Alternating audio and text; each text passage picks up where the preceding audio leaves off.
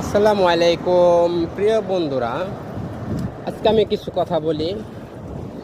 আছে আচ্ছা, ভালোবাসার ভালোবাসার অপর নামটা কি?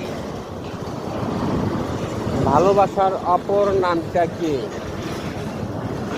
ভালোবাসার অপর নামটা কি প্রতারণা? ভালোবাসার অপর নামটা কি অবহেলা? ভালোবাসার অপর নামটা কি মনে হচ্ছে না।